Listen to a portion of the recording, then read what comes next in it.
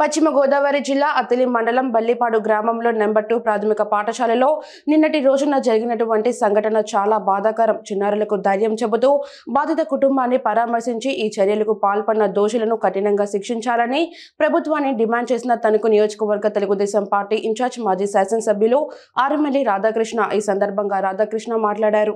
బల్లిపాడు ప్రాథమిక పాఠశాల నెంబర్ 2 పాఠశాలలో నిన్న బయటికి వచ్చినటువంటి ఒక దురదృష్టకరమైనటువంటి ఘటన పట్ల సమాజం అంతా కూడా సిగ్గుపడాల్సినటువంటి పరిస్థితి ఈరోజు. అక్కడ ఆ స్కూల్లో పనిచేసేటటువంటి హెడ్ మాస్టరు అక్కడ చదువుకుంటున్నటువంటి 1 నుంచి 5వ తరగతి వరకు ఉండేటటువంటి చిన్న చిన్న పిల్లలు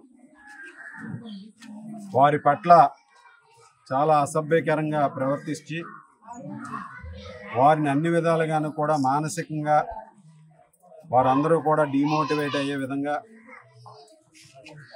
బెదిరింపులకు గురి చేసి వారితో చెప్పకూడని పనులన్నీ కూడా చేయించి వారిని అన్ని విధాలుగాను కూడా ఈరోజు పిల్లల పట్ల అంత అసభ్యకరంగా ప్రవర్తించడం చాలా చాలా దురదృష్టకరం.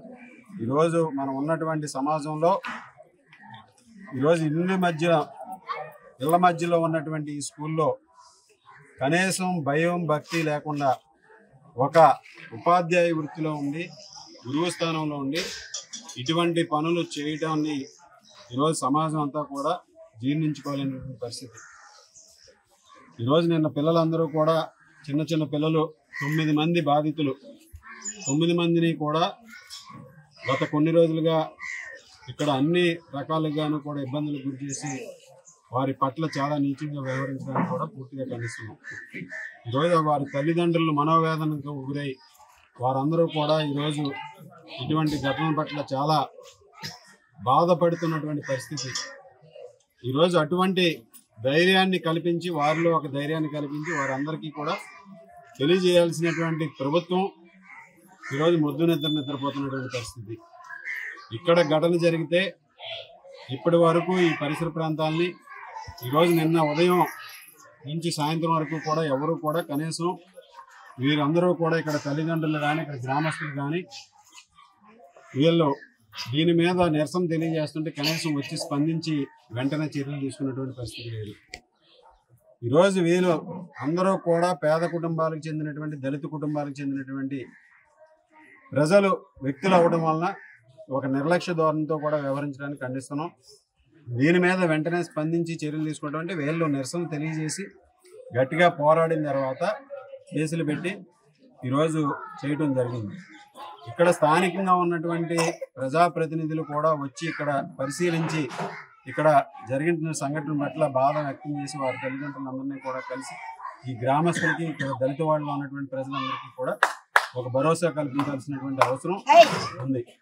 ఈరోజు ప్రభుత్వం ప్రకటనల వరకే పరిమితం అవుతున్నటువంటి పరిస్థితి. నాడు నేడు ఏదో అభివృద్ధి చేస్తామని చెప్పేసి ఈరోజు పైనుంచి కింద స్థాయి వరకు ప్రచారం చేసుకుంటున్నారు. కానీ ఈరోజు మనందరం కూడా ఆలోచిస్తే ముఖ్యంగా ఈరోజు ప్రభుత్వం పట్ల ఎవరికి భయం లేదు.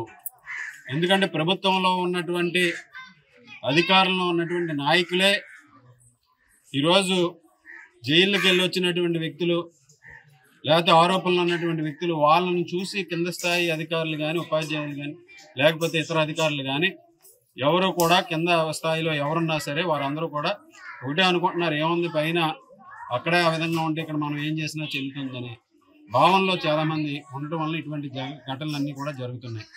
దీన్ని ప్రజలందరూ కూడా ఖండించాలి. అలాగే ప్రభుత్వం కూడా ప్రకటనలకే పరిమితం కాకుండా ఈరోజు పిల్లల సేఫ్టీ గురించి ఎటువంటి చర్యలు తీసుకోవాలో ఆలోచన చేయాల్సినటువంటి అవసరం ఉంది.